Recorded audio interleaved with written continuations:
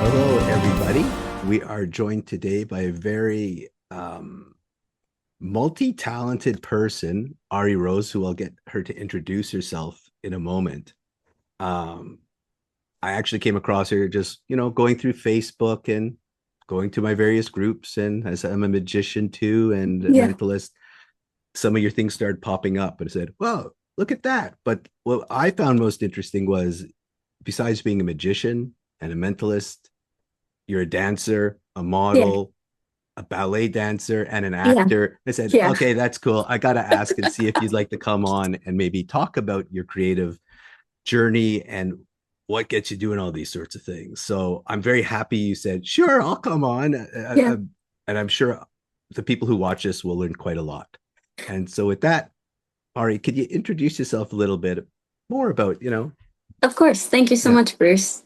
So, my name is Ari Rose. I am a magician, a mentalist. I am a professional dancer. I do a little bit of acting on the side. I do modeling, and I am co-owner of Nocturne Magic, which is a new magic company that me and my both business partner and life partner, Rocco Colt, started, and we are producing magic tricks. So very unique things, and it's a lot of fun.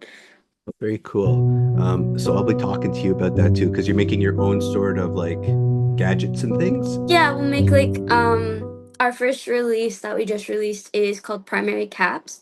It is a choose your own adventure style effect. So you have three different bottle caps, and based on what spectator chooses, you can go into a different routine for each of them. They all have different reveals, and it's a really fun thing. There's a lot you can do with it. You can do like a free will style, Beast of Cabaret. You can do just the revelations of bottle caps. You can do like we've played around with a lot of different ideas and we've got a lot of handlings on there. So it's just a really fun thing. I've taken it to every gig since I've gotten them, which sounds biased. It's not. I genuinely have, and it has never failed to get me a reaction. So Again, that's how you have to do it in real life, frontline exactly. trench. Got it. Yeah, it's got to be, it's by workers for workers. I mean, that's such a big premise with Nocturne Magic as well. So we want to create effects that work in real life and not something that you see that you're like, oh yeah, I'll use that. And then you only do it on social media. Well, yeah, and just for the audience, we will not be spilling any specific because this is not for magicians per se. This is Right. more for Yeah. the creative crowd. So unless you guys who are watching are going to join the International Brotherhood of Magicians or something like that, we're going to Yeah. keep it all on the down low. My But lips are sealed. yeah, but showing some of your effects, and again, if you have any clips or things you want to show, we can incorporate it in or put Yeah, it for in as sure. For extras. sure. But it also sounds like what you're describing too is maybe, I don't know if it's low tech. I don't know what the method is or whatever, and I don't want to ask. Right. Yeah. Yeah. But it sounds like it's a very useful thing that you don't need to maybe change batteries or anything like that Yeah, either. I'm a huge person on low tech things, if I'm being honest. Technology can fail you and in everyday life as well as in magic. So low tech for me, old school. Old school meets new school. I agree because sometimes it's again taking an old effect that everyone knows, but changing the presentation totally around, and then no one knows what you're doing, even though everybody Exactly. does know, but they don't know. Yeah, So I that's think that's a cool. key point. Okay, so we'll come back to that too. Yeah, for I was sure. just going to wonder too about like how on earth did you get into all this in the first place, and how did That's you a great start off on question. the creative process? Because again, a lot of us magicians, we're always kids doing magic, but I Right, was yeah. looking up some of your things, and maybe you didn't start off in magic, but you started off somewhere Mm. else. Yeah, so here's my life story, my lore, if you will. Okay. um, I started dancing when I was 4 years old. I don't know what led me to that. I Mm. assume that I saw something on TV or something and was like, Mom, I want to do that. And finally, when I was old enough to like comprehend, because when you're really little, you can't really understand what's going on. So once you're four, you're a bit you're cognitive enough to understand what's going on. So I went and took my first ballet class when I was 4 years old, and I fell in love with it. I grew up doing it, took it really seriously around starting around when I was 8 years old. I was dancing probably at least minimum 4 hours a day at that point. And then I moved from there. I started dancing professionally when I was 16 in a junior company, and then moved on to dancing for some top companies around the world. Danced for Milwaukee Ballet, Fort Wayne Ballet, United Ballet Theater, um, and a bunch of other places. I've guested places, and it's been a lot of fun. I currently dance with Emergence Dance Company. I stepped out of it because a lot of mental health, honestly. Mm. It was a really tough industry, as most people know, and I just I felt kind of like maybe that wasn't the right thing for me anymore, and dealing with a lot of toxicity in the industry and stuff like that. I stepped out of doing it full time, and I still do it, and I'm very grateful. I get to do guestings with it. I dance with a company, we do shows, so it's a great balance now. From there, once I quit that full time, it freed up some extra time. And through, I started modeling a lot. I started doing working with a lot of photographers. I'm signed with an agency, doing all these different things with that. From there, I met a videographer that actually was doing work for an illusionist. And Mm. so I started as an illusionist assistant. After that, they hired me. I didn't have the best experience with that either. I won't go into details about that, but I just didn't have a fantastic experience with it. So I stepped from that and started doing magic for myself and being a magician myself, creating a name for myself, doing all my own marketing and stuff, and doing social media videos, building up a name, and just working. I started being a worker pretty quickly on in magic because I've never known anything different other than to do what I love for money. So Well, as they say, if you do what you love, you never work a you're day in not your life. working, right? You're just enjoying it. Exactly. Although I say you work 365 days of your life, but you enjoy every moment of it. Well, exactly. Yeah. You're not dreading it. You don't Yeah, wake up with exactly. existential dread. Exactly. Yeah. You're like, oh, like, yeah, there are moments where you have those lows where you deal with burnout and you deal with these different things, but it's important to give yourself the space to kind of settle into those and be like, okay, I need to rest a little bit, recharge. And it gives you the freedom to do that when you're self-employed as an artist or independent contractor out to different spaces. I was going to ask too, going all the way back, you Yeah. were always into, well, to me, dance and magic, there's a lot of like, I know, choreography and blocking and all sorts of Yeah. things. And there's lots of similarities between many of the arts. Oh, But I yeah. guess you were into the performance arts early on. Yes. I don't know, like you were loving it, but I guess also, so no one said become a doctor, a lawyer. Like was your family creative type of family, or they said, yeah, go for it. They were have always been really supportive of me, and I am so eternally grateful for that because I think Mm. that's been a key point in me being successful. They've always supported me unconditionally, and if I needed help with anything, they're always like, "We'll help you." My mom is very creative. Mm. She was a stay-at-home mom, but she was always making something. So she would make me like clothes, and she still does, honestly. Yeah. Because in magic, obviously, you need to look nice. So a lot of my clothes she Mhm. makes, and I'm very petite. I'm only like 5 foot tall, so I'm really short. Um, Oh, but that's she's always, magician assistant. Okay, yeah, okay. exactly, yeah. Mm-hmm. Because Okay. to fit Yes. and do things, you need to be small. Yeah. But she is always really creative, and I was homeschooled, so I also contribute that a Mm. lot because it definitely encouraged free thinking and thinking in a different way. My brain's always worked a little different, so it really helped me with that. My dad has always been somewhat creative in a different way. He always was building something with wood, and he was in the military, Mhm. so when he'd come home, like he would build stuff with wood and build these beautiful chests and different things. So I attribute a lot of what I have, which is both like a mechanically inclined mind, but also creatively inclined mind, to both my Mhm. parents. That's excellent. And Yeah, so you were going along, and again, I'm just from what you told me, yeah, it sounds like though, and you can talk about it now or later, whatever, like the stresses of dance. yeah. That's a Um, is it because it was the, well, I don't know. I've treated ballet dance. I'm a psychiatrist, which you might yeah, know, and I've treated a lot of people with trauma and all sorts of yeah, things, and a lot from the arts field, including dancers. But I yeah. do know at certain schools or certain process it can be very, very strict. But I have no idea if Yes, that was it versus and the yeah. expectations. I'm happy Mhm. to talk about it. I'm very open. So I had a lot of interesting experiences with that, both with teachers that were pretty harsh. I mean, that's pretty standard in the ballet industry. Some of them were really old school and really encouraged you to be extremely thin. That's a big thing in the industry, Yeah. especially. And I mean, I personally, to be like completely blunt, I dealt with an eating disorder and it almost killed me.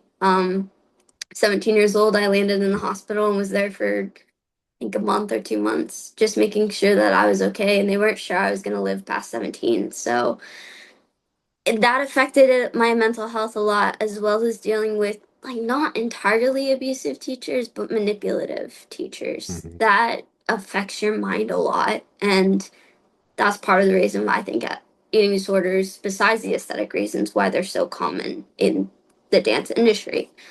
Because you Mhm. find spaces that you're not necessarily welcome. And, no matter how thin I was always told that my butt was too big and I couldn't do anything about that, no matter how much weight I lost. As well as being shorter, I found that I faced a lot of discrimination because you start at a rank where you're in a line with everyone. They want everyone to look the same. I'm very short and very small boned. No matter how heavy I am, I'm just smaller boned. So it makes you look a lot smaller compared to everyone else. And they're like, we really can't use you. Like you're you won't fit in the line, but you're not good enough to be a principal. So we don't know where to put you. And that's what kind of led me out of it. Started freelancing and dancing with a part-time company that is more contemporary based as opposed to classical. I still do get to do classical works. They put me in ballet pieces because I was a ballerina. So that and dealing with a place that is very positive for mental health and very pro mental health, as well as not really caring what you look like. We have dancers that look all different and different skill levels. And I think that's like such a beautiful thing because, the human body works ideally at a certain point. And when you get under that point, it's like, yeah, you're doing this thing, but you're not doing it as well as you can because you're underfueled and overworked. And not appreciated and not given the proper supports, even if you're doing Yeah. it well. Yeah. I don't know, there's this old joke, or I don't know if it's a joke, but you know that maybe you've heard it. It's a a steak is like $5 at the butcher's, and then you take it to, oh, you've heard, then Yeah. you, Yeah. I just yeah, saw by that the this time it gets to morning, the actually. restaurant, you can sell it for $100. Yeah. It's like you're still worth, you just have to find the right setting, Yeah, and then it exactly. all works. You But in have the to wrong find setting, places. you get Yeah. devalued. And that's what has been really interesting about the transition to magic too. Kind of going from a space that didn't really accept me to coming to a space that really does. I've had countless good experiences in magic, which is better than a lot of things I've heard. I mean, you have some interactions that are maybe not the best, but Mhm. overall, I've found a lot of support in the community, and I've been eternally grateful for that. My fiance is a magician, and Mhm. that's how we met. Is he found me in a magic group and was like, "Hey, I want to talk to you." So I think it's such a thing that I think I've been meant to do my whole life, and I just didn't find it until later. Well, again, yeah. I, for all the years I've hung out with magicians and illusionists and mentalists, they seem to be Yeah, the friendliest. There are like there's always a bad apple in every yeah, of group, right? And course. but the majority is people do share. People say, "Yeah, I run with my stuff. Just attribute this and that." But Right, for the most exactly. part, everyone just loves getting together and showing, "Let me show you something," and like, Right, wow, yeah. It's like, let me show you yeah. this thing I've been working on. This is my handling on it. This is my variation. Or look at this cool little thing I made. Like, I'm really proud of it? So, did you end up becoming the magician's assistant by accident then, or was it like you just, oh, what should I do? And it was an ad, or like was it No, just it pure was like kind of luck? it was luck or fate, whichever you want to chop it up to. Mhm. Um, I met a videographer and she was working with him at the time, so that's kind of how I came into that. And she was like, "You're petite, they're looking for someone that kind of looks like you." So I went in and auditioned and they just brought me in. Um, Sorry if like my voice changes a little bit with that. Oh, I it's okay. didn't I also have a cold, as I told you. I'm taking out this. So, it was to the yeah. audience, don't mind us. This Don't is a mind us. casual, wonderful discussion. Yeah. No, no, but yes. It's also like that is a fairly recent experience, and without going into too much, I didn't have a great experience with it. I was okay for a while, and then after a while, I realized that things weren't ideal and there was some stuff going on. So I was like, I stepped out of that, and I'm really happy that I did that. And that was a big step because that means I lost my job. I started from ground zero. With magic, I had started learning like sleight of hand and things like that when I Mhm. worked under him, but I hadn't taken it super seriously because I couldn't because you're working a lot. And stepping out of that and starting from ground zero and just asking around, finding information where I could, and just start building up. And I'm very grateful for the people that did share like business information and stuff because I didn't know how to do it.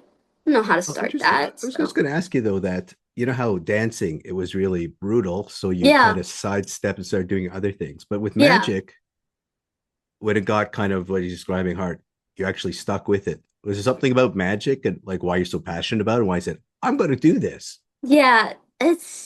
There's so many reasons. It's such a good creative outlet, and I don't know. There's something about it that was just so special. It's Mhm. such a cool thing to be able to connect with your audiences on a personal level. I think is a beautiful thing, and it's magic and mentalism are two things that really allow you to do that, I think. As well as Mhm. it was just like this thing that I got like hooked on. I like started learning and I was like, gosh, there's like a whole thing to learn. There's so many different types, and you can just go and study and learn and go to meetings, meet new magicians, and everyone was so kind. And it was just like I get to share it with the world, and that's such a beautiful thing. Not that you can't do that in dance, but it's just, I don't know, it was felt like home in a Well, way. it is a more, in theory, it's more interactive in theory, depending on what form of magic, I guess. Because if you're Yeah, doing stage magic, like you were describing, it could almost be like dance because you're on a stage far away and they're yeah, watching things happen. You're not yeah, dragging people onto the stage necessarily, but there yeah, are, hypnotists and mentalists might do that. But as you're describing it, it's like, how does magic work unless you have somebody to actually experience it? Because you know what's going right. on. The whole point is getting that wonder to them. Like they don't know what's going Yeah, on. So they're like, yeah. yeah. And it's a way to like touch people's hearts in a different way for me. Cause like I do both magic and mentalism, but I do rely a lot on the principles of mentalism. And one of my mentors is Kenton Nepper, and his Oh, yeah. style of mentalism has been very like, and learning that it's very heartfelt and very like touching to your audience, I find. And that has been a big thing with me because I was like, I've been through things and I know everyone in the world has. The people that I do magic or mentalism effects for, I want them to feel cared for, cared about, like they're important, like they matter, and that they're loved in a way that as much as you can express that. And that's important. I want to walk on stage and be your friend. I want to Mhm. be like, hey, can I show you something cool? I don't want to be this like high and mighty magician. I want to walk on stage and be like, hi, my name's Ari. I'm your friend. I want to show you something, and I want you to feel like safe and cared about and loved and almost home in a way. Like you walk in and it's kind of home. Well, tell me if I'm wrong here then. You're actually using the art of this type of magic and mentalism with a purpose, as opposed Yes. to just showing something cool. Like, let me just show you something, as you said, but Right. you're coming in with it with a purpose. Like I used to do tons, well, I still do, but I used to do stage shows and lots of mentalism as well. Yeah. But mine was, yeah, there's an old saying in magic too, to use it to calm those who are upset, but make those who are too calm uneasy, in the Yeah. sense like you can use it either way. And I was Yeah. the one that Definitely. says people are too calm, I'll make you uneasy. But I was teaching Hmm. people what it might be like to have mental health issues. Like, let me erase your memory. Let me, make you suddenly not realize what is true or not. Yeah. To kind of say now you get some empathy for what a person with psychosis might have. Yeah. But in a That's a nice, beautiful friendly way. way. Like again, Of I'm not gonna. course. Yeah. Right. And as you're saying in your way, it's like you're trying to do something to help somebody, I guess, or make them Exactly. feel Yeah. good. It's like, Yeah. yeah. It's like that, and it depends on like obviously a lot of that is like venue dependent. Like if you're doing thing on stage in an actual auditorium, you have a little more like leeway with it. But for Mhm. now, kind of my more commercial mentalism show still revolves around that. It's just a little bit different. In my head, I call it the games we play, and it's themed up around a bunch of different games, and a lot of it touches on like childhood. So like if you're doing like a drawing duplication or something, I find that you can phrase it as like, when I was a kid, I thought I was a superhero because everyone Mhm. thinks that, or I thought I had superpowers. And I would have someone draw something and have them rip it out and hold it up to light. And I could tell them what they drew. And if you're doing color one, you can do, and in what color. Turns out I was just a little turd and I could see through the paper. But as I got older, I learned there was some validity to this, that you could study people's body language, you could study their mannerisms, and also just take educated guesses and use intuition. So I want to do something like that for you today. And also like lollipops. Like I have a big lollipop jar and there's this whole like lollipop themed routine, which sounds chaotic, but in a way, it's all Well, just about these games that you're revolve the around different anti-Squid sub. Games, Right, yeah, basically. the They're opposite these of Squid nice, Games. soft, fluffy games instead of being That's like, right. ah, People death. all live and are happy at the end. And Yeah. I really enjoyed doing stuff like that But that's because, another thing I think too that's about the creative innovations. And you can tell me it's like it's not just you're taking a method and the art, you're taking things you love, yeah, like childhood things, and you're yeah, mixing them together. And that right, comes up with the presentation, how you want to do it. yeah, Versus someone else would do it. I just interviewed a bizarrist. He probably do yeah. very similar things, but they're all going to have like shrunken heads Right, and yeah, they have ghosts. like a different twist to it. Mm-hmm. And that's like, I want to say that's part of like the process, I guess, in a way of like how I learned to do like stories like that and stuff too. Is like you look at, I've never really been into like bizarre magic and things like that, but I've Mm-hmm. obviously like, you see some of it being in the community and you're like, huh, that's interesting that they tell a story with the magic and the effect may not be like super complex or anything like that. It usually isn't. But the story that they told gave it a meaning. And I was like, how can I do that but in my style? Because my Mm-hmm. style is very bubbly and very like fluffy and it's a juxtaposition to the way I look because I have this like kind of darker aesthetic and very like kind of alternative in a way. Most people call it goth, but borders more towards alternative, I guess. And I love playing with that because it's like I walk on stage and you're expecting this like dark and spooky magic, and then I'm like, "Hi, my name's Ari. Here's a giant container of lollipops," and people are like, "What just happened?" And it's That's such an good. No, I interesting thing like to that. play with. It's like you're saying you're doing the opposite or Right? doing Yeah, the unexpected exactly. again. Do you ever watch the original Willy Wonka Yes, I believe I have with seen it. Yes. the scene where he first introduces himself? He comes Yeah. walking out with a cane, Yeah. and Yeah. Yeah. then he just rolls over and hops up like that, just to Yeah. demonstrate you don't know what's going on. Don't trust Right. anything. And Yeah. it's a fun thing to play with too, because like that's exactly how I am as a person too. While I do put on a certain level of character, meaning that I seem more extroverted when I'm actually a little more introverted, my character is basically an extended version of me, just a little bit more theatrical. And I'm like that, where I have this very like bubbly and light personality, but I dress in like black and darker colors most of the time because it's just been in a style that was appealing to me and I really liked it and felt the most me. So I was like, okay, like we'll put it together and see how it goes. And it's done very well for me. So I've really enjoyed that. Well, most of the magicians and illusionists that I've talked to, and I agree, is we never really the character we play is ourselves. It's just more hyped up or in a certain Yes. angle because it's hard not to be yourself. Yeah, You putting can, on a yeah. completely character. I mean, it's fascinating. Don't get me wrong. Like, Mm-hmm. I've been hired at things to do a character, and it's a lot of fun. But you have to pull it from either something you love and have enough information to research. Like, I was hired to be the Queen of Hearts for an event, and I put on the accent. I did everything with it, and it was such an interesting thing. But I pulled inspiration from things I loved and also maybe a little bit of me because like we all have that little smidge of crazy in us, so you just like have to turn that on and off, which is like kind of method acting in a way, I guess. Like you turn Yeah. it on and you experience that feeling fully as much as you can and then turn it off. So it's a really interesting process to get to such a well-defined character too, depending on what you're doing. Like there's a lot of Well, people that have very defined characters, like Dan Sperry, and he has a very defined character. But then, like, true. if you've ever met him in person, he's pretty chill guy. So it's like you have this thing that you built. Krista Hendricks is also another one. Lucy Well, Darling.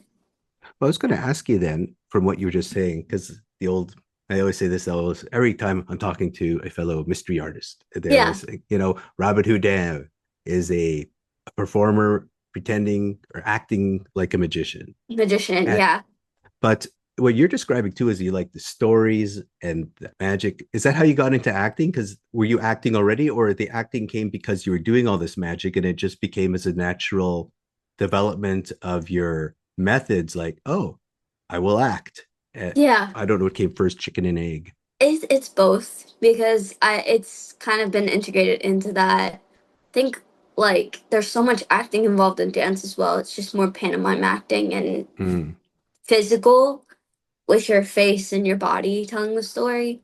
that's true. Um, so there are a lot of things like that where you get hired for a commercial or you get hired for a music video, which I've done both. And those are more physical acting. You don't really have scripts or anything. You just have to portray an emotion. But I've done like short films and with those came kind of as a result of being a magician because I was hired to be a magician in a short film because they wanted one. They were like, "Oh, you're cool. You're different. You're a female magician," which is irrelevant. But for this particular thing, they had an idea in their mind, and that's what they wanted. So they hired me to do that, and it was scripting and stuff, which was more natural because I had done magic. So I did start acting after I started magic, technically, but I Mhm. have done some things before that as well. It's kind of integrated into modeling as well, because that's the big market around these parts as well. Because obviously, I'm not going to be a runway model, too short. So when you're looking at all these different things, do you see some overlap then? They're all kind of like feeding into each other Oh, and yeah. informing each other. And Yeah. yeah. They all feed into each other and they all inform each other. And like, I've taken improv classes, a few of them as well, Mm, to help because I'm incredibly shy, which comes as a shock to most people, but I'm not used to like when I went from dancing to something I had to speak in, I was not used to having to talk to people while doing an action. mhm. So magic was learning how to do that, learning how to script. And when I started taking improv, it really helped because you're doing these off the cuff things and you have to just kind of say random gibberish sometimes, or you have to come up with a script on the spot. Which is a lot of what magic is. It's coming up with little like you have your script or like outlines depending on how you script your stuff, and then you have some guy that's over there that's saying something else, so you have to respond to him and not get caught off guard, which was really helpful with improv and learning that. Mhm. But also everything just feeds into one another. Like we act while we do magicians, as Robert Houdin said, as Mhm. well as dance requires physical acting. So when you're doing magic, that also feeds into that because you have to be more like large with some of your gestures on stage for it to show up, depending on the space in between, as well as teaching you where eyesight goes. When you make a coin disappear, you look here. Don't look at this hand, look at this hand. Um, Well, and it that's what I was helps gonna with say. that. Like, well, do you know Luca Volpe at all? The name sounds familiar, He yeah. also trained with Kenton, but I did a talk with him too. But he started off as a well, he did lots of music, and he almost went into the music field versus Yeah, that. But like your dance then and all the training seems to actually been a very good foundation for physical acting, for sure. which is like, and maybe you would not have the same magician chops right now if you Yeah, hadn't done it.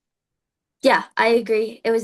Made the transition a lot easier, and now with like stage blocking and stuff, if I'm doing parlor or stage work, it's a lot easier because I know like we need to take up the entire space for this. So when I say this, I'm over here, walking while we're saying this, and then saying this over here. Your table's over here and over here. It helps with that awareness as well as yes, like being being able to act and make sure that it's convincing that it's over here and not where it is a very helpful skill, as well as just like general poise because you notice like a lot of people have to work on their posture when Yeah. they do magic because some people will walk kind of slumped over like this, and that's not appealing when you're doing magic. You need to have an open chest. You need to feel like people want to talk to you because you're very open. So I think dance automatically helps with that as well as picking up quickly. So if someone's teaching you something, like say you're doing something with another magician and you need to do something else for them, like they need help, you have to help them. It teaches you how to pick up quickly, and someone can teach you something in 5 minutes and you can do it. Where it's easier to process that information quickly because we're picking up choreography as they're showing us. So it just reminds me of something, which Max Maven, did you? I don't know if you know Max. Max Maven, He's yeah. passed away, but yeah, Yeah. because I'm older. But he was always you need directors sometimes. And what you're describing to me too is maybe the reason why also you love this so much is you're okay with taking feedback, listening Yes. to people you trust, peers, but also like even all the acting, I guess, just learning how to do stage and things like, oh, I can apply Yeah. that all to my magical world. Yeah. Sometimes it's all the blocking and all the timing and upstage, downstage. Yeah. But You yeah, definitely taking people's feedback, but also taking it with a grain of salt. That's something that you learn to do eventually too, because it's like someone may give you something and you're like, yeah. mm, As I said, is that trusted really people that it? know what you're trying to do. Yeah, and Yeah. if they're like, okay, what are you trying to accomplish? Those are the best people that consult with you and help you. Mm-hmm. Are the people that ask, what are you trying to accomplish or what do you want to do? What do you want this to look like? They ask questions. Mm-hmm. Those are Versus important. telling them how to do it because they think Right, that's how it yeah. should be done because that's how they do it. Yeah, exactly. And Mm-hmm. that's a huge thing because that's where a lot of miscommunication, like some people's opinions are objective. They don't understand what you're trying to do. Like if someone tells you, "Oh, you should be more feminine with what you do." It's like that's not my goal. My goal Yeah. is to be very like Well, because they have to understand who your character is. right, yeah, and being my character is me. I am Mm-hmm. a feminine person, but I'm not like hyper feminine. There's not I don't really include that in my presentations. It's not important to me. It just pops into my mind because you said earlier when somebody said, well, you're a female magician. Yeah, And I know, like, for a long time, I guess it looks like there's a lot of male magicians. I know there's more and more female magicians coming yeah. in over the years and years, but how do you find the field now? It's It's because again, now that still, you mentioned this about feminine, like yeah, but and you're a female magician. What a surprise! Because I know many yeah. female magicians, but I I don't know know if you have many any female comments on that. magicians. I think the field is evening out. I will Mm-hmm. say it's still definitely more male dominated than female, but you see this popping up all the time. I Mm-hmm. think being a good magician is just being a good magician. And that's something that I'm really passionate about. It's like you hear, oh, you're good for a female. That's annoying. Someone said that. Okay. Yeah, or Oh. like you hear people say that, or like you're one of the best female magicians. It's like, no, no, no, no. I want to be a good magician, period. I Mm-hmm. want to be the best magician, period.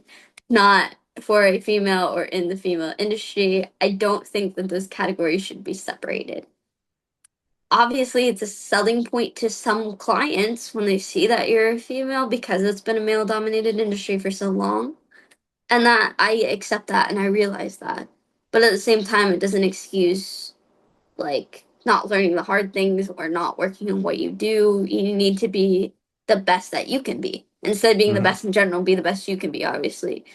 But I understand from both points, it's like that can be a hiring theory for some people that they're like, oh, it's my daughter's birthday. I want to hire a girl so that that person's like a strong role model for them. But at the same time, I don't think there should be a difference in the way that everyone's treated. And I understand you have to make modifications sometimes. Like females tend Well, to have smaller extremities and things like that, which is fine. Like you just learn how to work around it.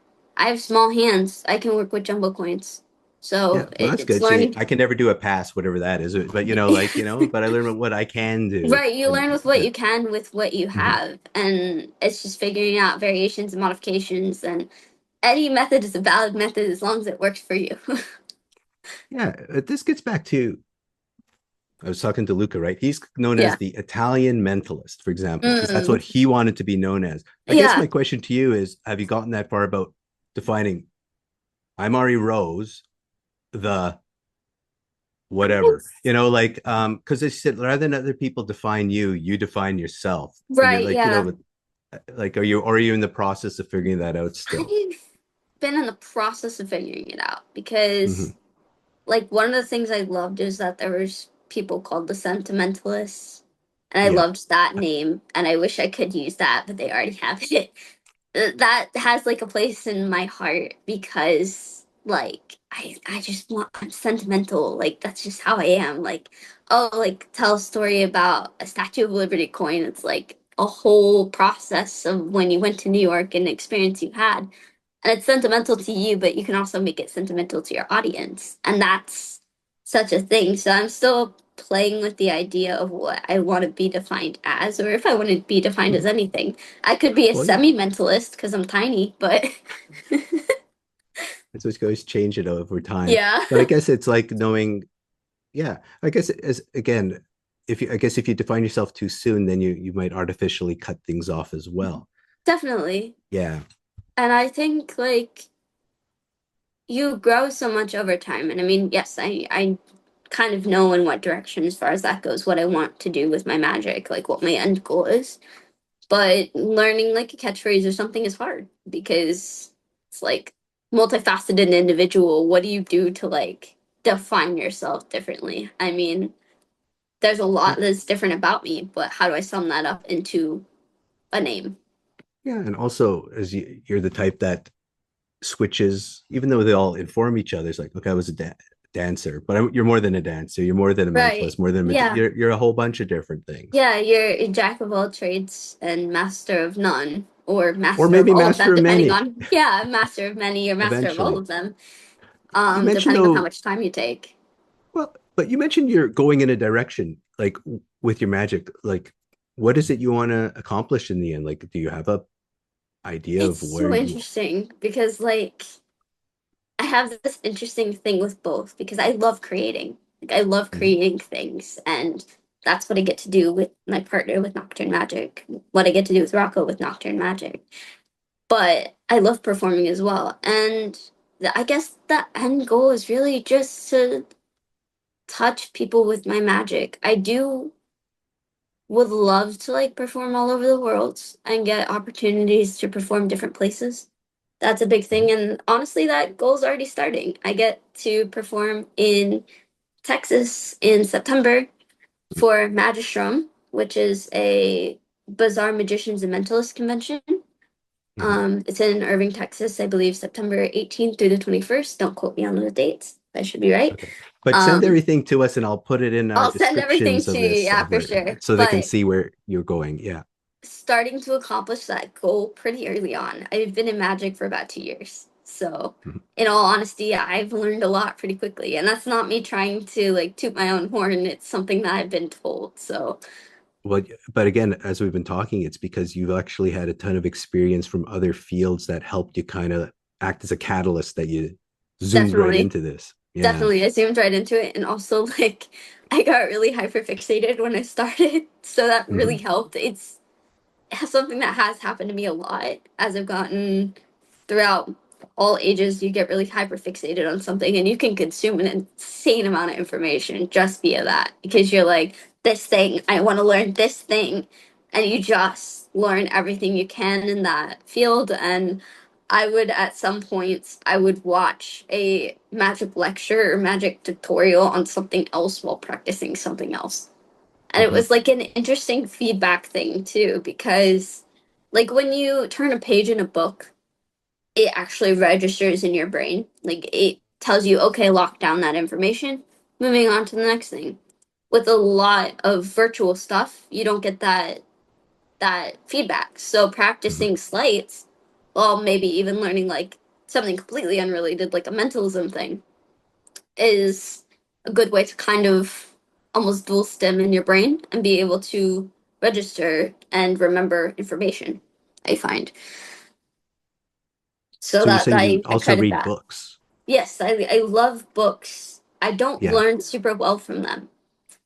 theory, yes, I can learn a lot from magic theory from books, but Mhm. for like sleights and stuff, it always You want to see confused the me. actual, I yeah, need to see the the slight actual all. thing. I'm a visual learner when it comes to those things. So if I'm reading Mhm. on theory, I can probably recite you word for word something that I've read.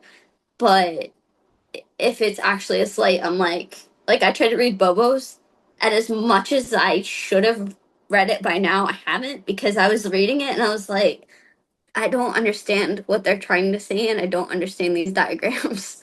We were talking too about like kinesthetic learning versus visual learning versus audio Right, yeah. learning and all this stuff. And different types of skills and things require Yeah. different ways of approaching it. But yeah, I think it's dance conditions you a lot to learn visually as well because you do have directors that show you things and then you have to learn them.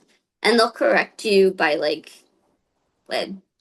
taking you and correcting you physically, but mhm. it you already have that visual feedback. So it's very much a way that you train your brain to learn as well. But I've always been a visual learner. If I hear it, like people's names, if I see it, I will remember it. But if I hear it, most of the time I won't. I try my best to retain names and things like that. And if I say it a few like 10 times, I'll remember it, but it's more difficult for me unless I've seen it. I love when people have like name tags. I'm like, yes, I know your name now. But you can always incorporate it into your magic Yeah. routines, like onto every participant that pops Yeah. up. Your name is this. You're now part of the Ari Rose Club. Yes. Yeah, Here you go. You get a little sticker. there you go. So you're going to a bazaarist. You know how you were saying the bazaarist? That's interesting. Yeah. Were you invited because, as you said, you have an interesting appearance? I I think Is it's like, both. or how did you end? Like, or they like, you like all these kids, like, or what do you They think reached about it out that to you're going me. to a bazaarist? And for Yeah. those in the audience, bazaarist more like the Halloween kind of Like storytelling spooky magic, glow in magic. the Yeah. dark type of Yeah. things I used to love doing as well. So yeah. So one of the things I noticed about this convention is this year they have hired a lot of more commercial artists as Hmm. well. So I think that makes a big difference. I think they're trying to like diversify. But also when you look at like a base structure of my performances, because you incorporate the storytelling element to it, it almost has the same structure as a bizarre thing. It just doesn't have the Hmm. dark connotations. Like I love taking something that like would be really spooky and figuring out how can I make this fit me and make it lighter. Like I made a little Lego voodoo doll because I wouldn't use a voodoo doll, but a little Lego one makes That's so sense to cute. me.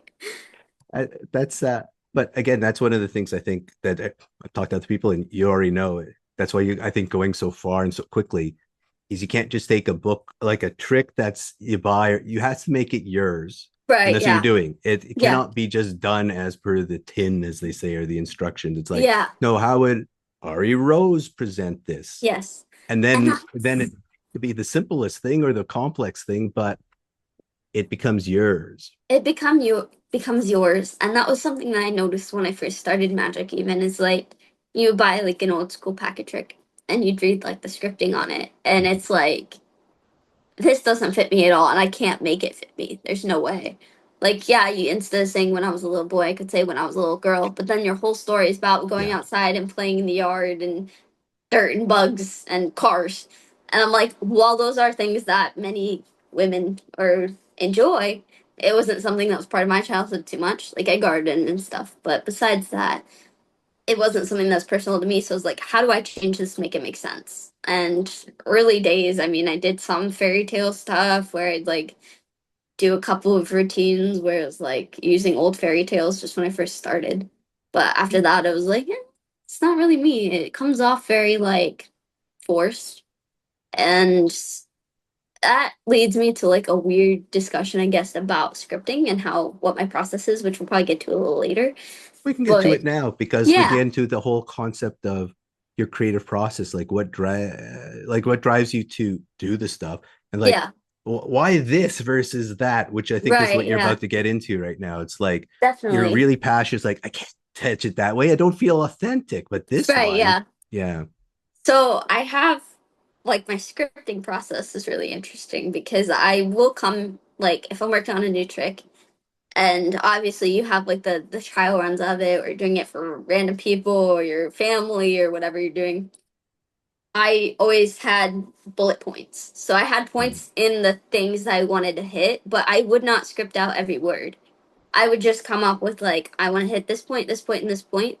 Make sure you hit those points, but other than that, the words in between, don't script them at all. And then I'd go out and see what worked and what didn't, and what jokes I could come up with, and what jokes I would hit and wouldn't hit, and what scripting worked for me. And that's been a big thing for me. I mean, obviously, having a basis in kind of Barnum statements and cold reading and all those things really helps, especially with mentalism. Mm-hmm. But also, like, I like to incorporate a bit of like intuition with it, if I'm being honest. Like, I like to kind of like can almost try to connect with the audience that I'm working with and kind of get a feeling for what who they are, and like just start doing cold reading based on those informations. I'm very much like an empath too, so it that word gets thrown around a lot. But you know, you come up to a person, and if you're a little bit open-hearted and they kind of warm up to you, you can kind of tell like, oh, this is a creative person, like the way that they hold themselves, the details that you find, and just their personalities.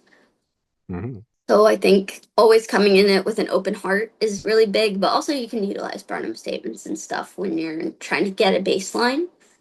And that's been a big ways I've come up with my scripting. And maybe my scripting isn't perfect, but it also is authentic. It comes off human. And when I fully script out all of my things, I find it doesn't come out human. Mm-hmm. It sounds like a robot reciting things. Well, you said earlier it's all about interacting with people. And when you interact with Yes. people, you can't predict every variable. So Right. it's more Yeah. like a script's a guideline to fall back on as opposed to, Exactly. yeah. That's a good way of putting it. It's always been like a like you can fall back on it, but at the same time it's like, yeah, having a very scripted out proper thing that wasn't organically developed never felt quite right to me. Mm-hmm.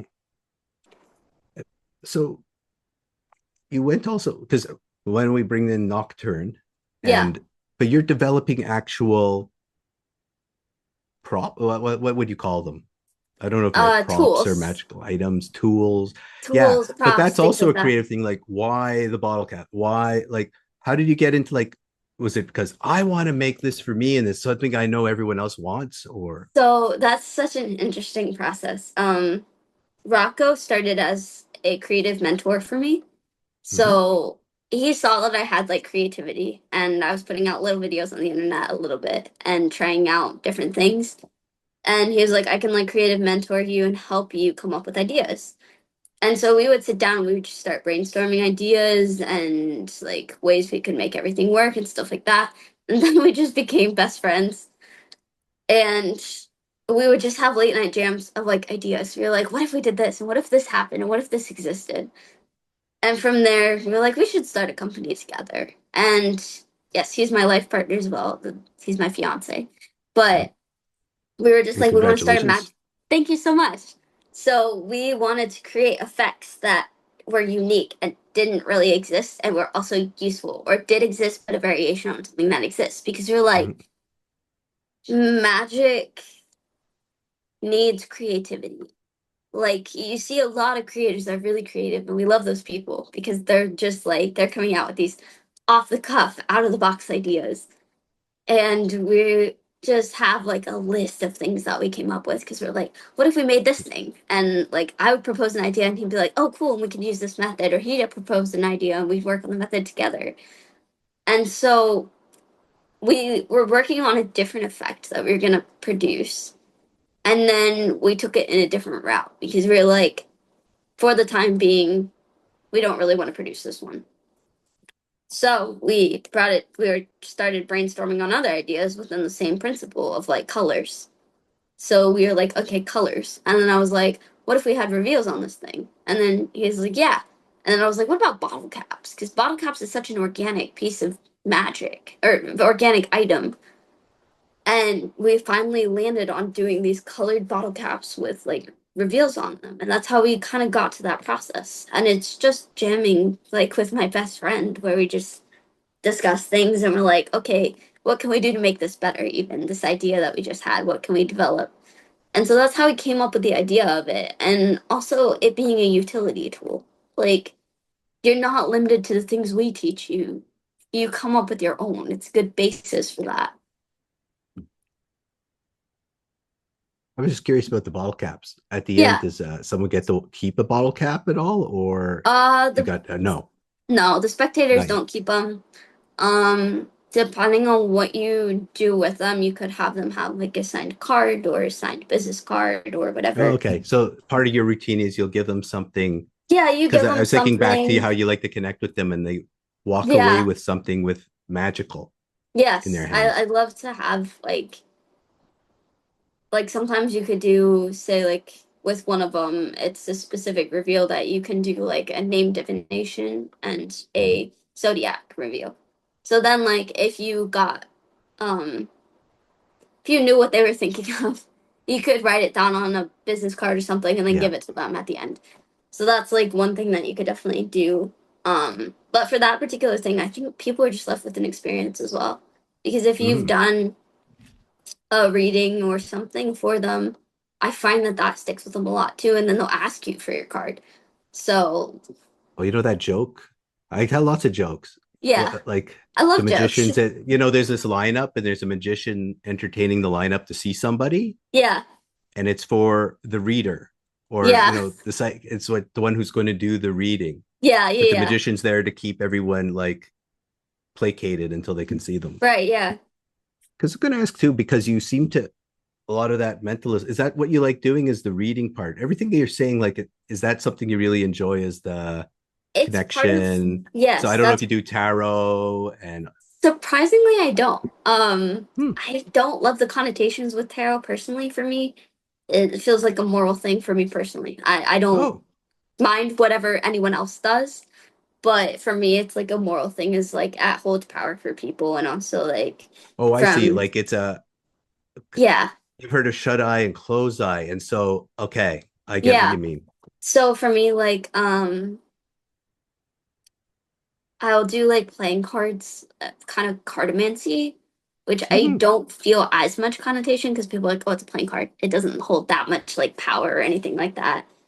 And that's just a good basis for kind of using playing cards. If you want to do a little bit of cold reading, you can do it in like a playing card revelation. You could really put it anywhere as long as the rest of your routine matches that.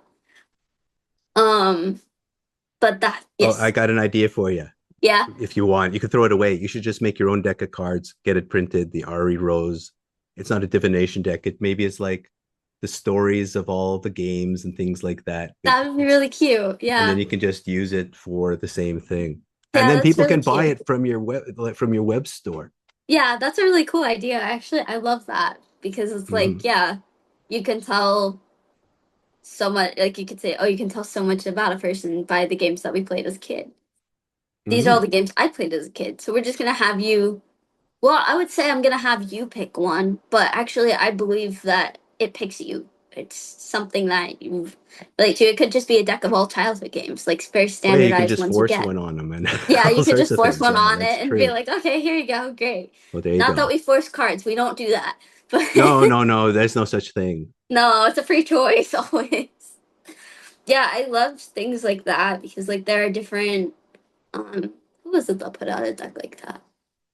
So Craig Nocturne Petty? is so how new is Nocturne? And please send the Not links and I'll put it all up too. yes, of course. So Nocturne we opened about I believe a month or two ago. So Oh, it's okay. a It's also fairly new new. thing. It's been in the works for a long time. It's just actually getting the effects and getting everything filmed, Mm. especially because like we live in two different places. Yeah. So we video chat a lot with it. But it's like we have to wait till we're together to film everything unless you want like one person doing one thing and one person doing the other thing, which we have done as well. But like we want to be together and like brainstorming on those ideas and stuff like that too. And actually getting the props in our hands. So it's a process, but it's been like we got that down. We're going to release something new soon called the Opener Project or Nocturne Openers, and Hmm. that's gonna be a lot of fun. Okay. Nocturne Openers. That's the name. I apologize. I had a brain fart for a second. No worries. That's our Who knows? next You might project. change it by the time it comes out We might next. change it by the time it Yeah. comes out. I don't know. So, we are gonna release that next, and that's a really exciting project as well. Teach you some different things with organic items. So I think that's gonna be really fun. So you also talk about organic and we talk about tech. One thing I Yeah. often ask, well, I ask everybody who comes on here about their thoughts on AI and how Mm, it can even, because you're also saying again, I think earlier, something about a lot of people do tricks on YouTube and all that as well. yeah. This whole thing of that they never actually interact with any people in person, Yeah. but also the whole concept of AI, like coming up and I'll do a reading through AI and all Yeah. this. I don't know if you have any thoughts on it or if it's you see it's affected any way on the art It's field. I find it I have a complex relationship with it because I do use it for like more admin work. So if I'm doing like I need to draw up a contract for a client that's booking me, then I have used ChatGPT to write me up a contract because it's something that I don't have experience in. And so I had it write me up a contract. All contracts are legally binding, by the way, no matter what they've been written on. Um, so I always have, that's how I've used AI more. I have tried creating some images and stuff with AI, but I don't like the way they look. Mm-hmm. They lack that human element to them. And also they look funny. There's like a misshapen S over here and a weird like money sign over here and like Yeah, I find that there's a lot of flaws in the system. I don't think I think it can become harmful for the artist if we rely on it too much. I do mm-hmm. believe in lessening your workload if you can utilize it for some things.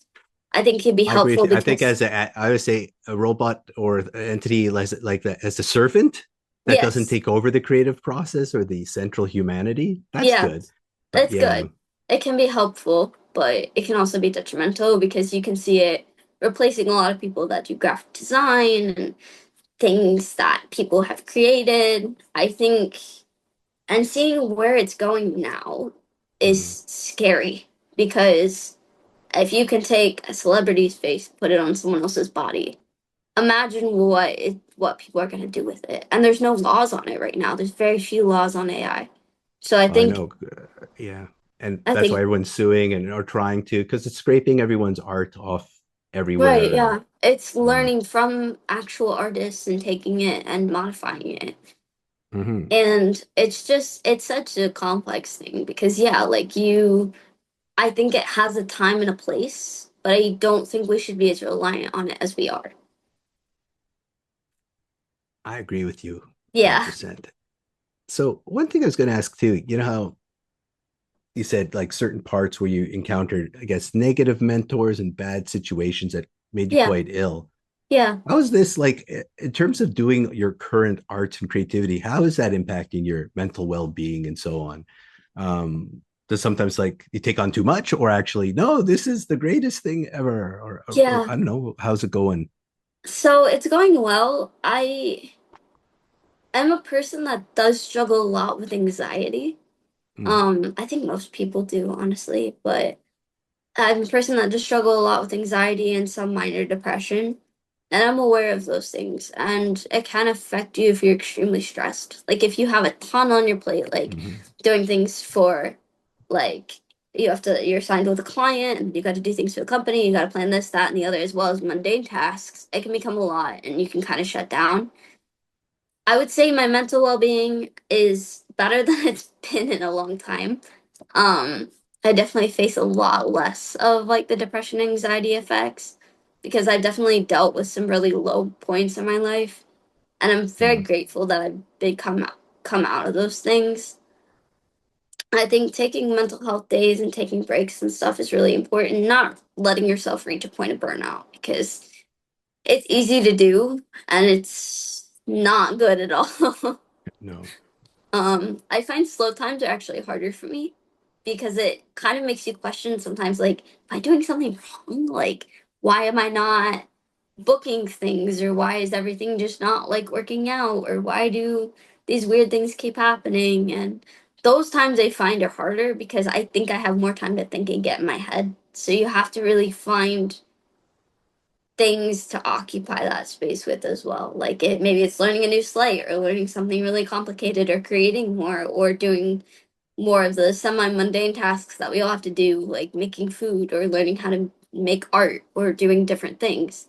Do you ever This is a thing from The Artist's Way, which I love by Julie Yeah. Cameron. Don't know if you ever you've heard of Julie Cameron, and No, it's I'm sorry. it's a creative book on like creativity and so on. It's like 20, 30 years old. She had a couple of exercises. One's called morning pages for writing ideas in the morning. The other one's Yeah. called the artist state, but it's to force yourself to actually don't do any creativity, just take it in. You're not allowed, you have to do it by yourself, and you're supposed to go do stuff to fill your mind with things, but not necessarily do the things necessarily. It's like I deserve just to relax with I love myself. that. Yeah, it's quite the interesting book. There's a whole bunch of things in it, but those are the two exercises: this morning pages and the artist date are pretty cool. Yeah. You can look it up. I'll put it also in the Yeah, please description do, down because below somewhere. that's a big thing, yeah. Like Mm-hmm. making sure you're refilling, because like no matter what, art does take something out of you. Like that, no matter how fulfilling it is, it takes something out of you, and you have to allow yourself time and space to do.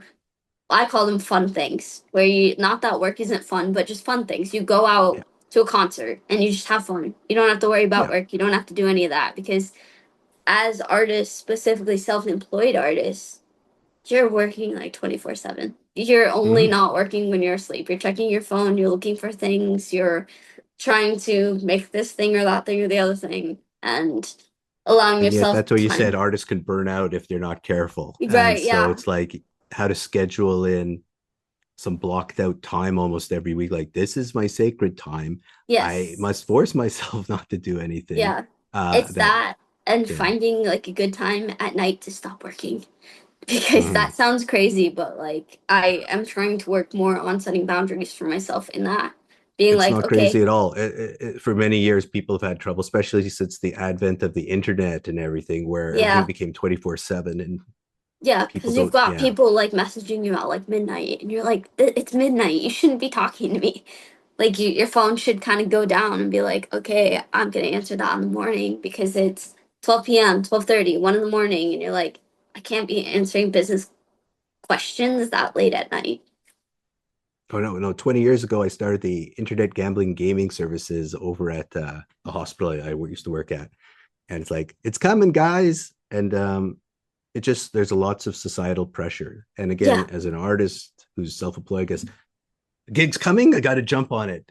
Like, and you answer five yeah, hours later, maybe you're worried they gave it to somebody else. I don't right, know if yeah. that's the case, but No, that just hit it on the nose. Like I do yeah, that a lot because you're like, oh, I see like a notification on my phone. Let me just type this out, and then like they answer you, and you're like, now I have to answer this, and then it's like 2 o'clock in the morning, and you're like, I should be asleep. this is where I think AI is useful. I've noticed some people use AI as their little virtual assistant because That's like smart. so it'll actually engage somebody briefly like, oh, tell me more and I'll get back to you soon and I'll send a Yeah, summary, you yeah, know. that's super Yeah. nice. Actually, I should kind of look into automating because I know there's like a big way to automate a system, and I think like it really takes a village. Like no matter if you're Mhm. working by yourself, self-employed, it takes a village. Like you Oh yeah. have people that consult for you. Like Rocco consults for me as well. If I have an idea, I'm like, Oh cool. hey, how can I make this better?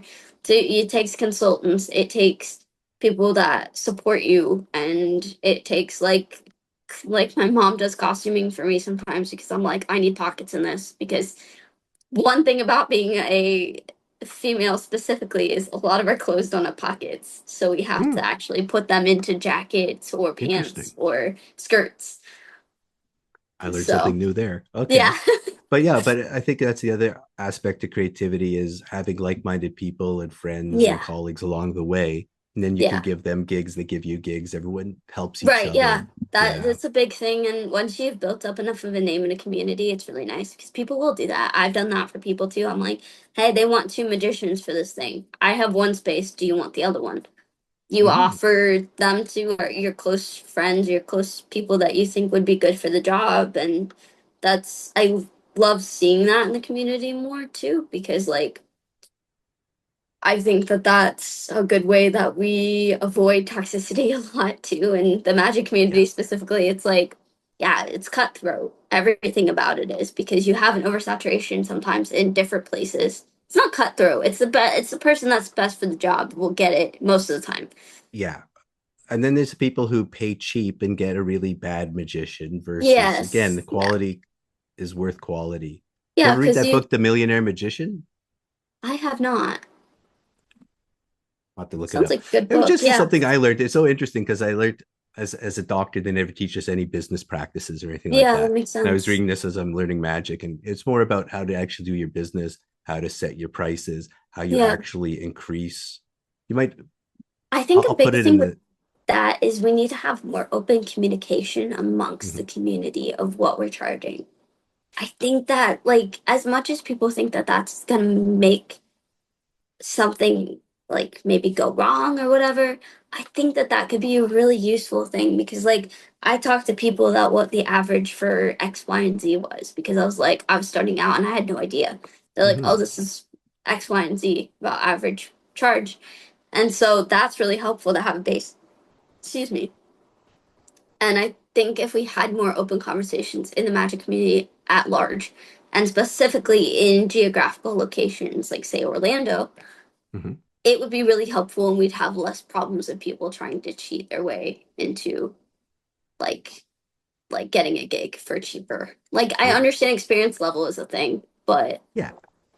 But now I guess you'll come back if maybe I'll have you back again if you're yeah, I'd interested love down the that. road because I don't want to keep you too long because it's been an hour. But because you just Wow. said, oh, I want to dig into what you just said, but Yeah, okay, I'm going to stop myself. But I'm a you yapper, know, so yeah. But as we've been talking about, I think over an hour, it's like any last thoughts or things that popped into your mind as we've been talking. You wanted to share or address any of the people watching yeah, about creativity and the process and all that? the creative process is a great thing. And everyone has their own. Keep on creating, keep on being unique to you, and keep on doing things and customizing them to yourself. Because you're not going to be the same as the next person. And even if you were, you don't really want to be. You want to be you, you want to be different. Take care of yourself. Make sure you drink enough water, eat well, exercise, healthy. Don't go overboard on that one. And take time for your mental health. And also just be nice to one another. Like we see too much hate in the world, and I think spreading more love and light is exactly what our job as artists is to also show like the emotional range. So obviously you can delve into the darker things and show the mental health issues and talk about them, but also like don't forget to kind of tap into that light and show love to everyone and kindness because that's really a key point. And think deeper about your performances. Don't go surface level. I think it's important to think deeply about what you're doing and what effect it can have on your audience and how it comes across. I think that's really important. Well, thank you, Ari. Thank you That's so amazing. much. Okay. So thanks again. And people who are watching, I'll put all the different information about Ari's nocturne and where she's showing up and where you can find her down in the description. So thanks again, Ari. Thank you so much, Bruce.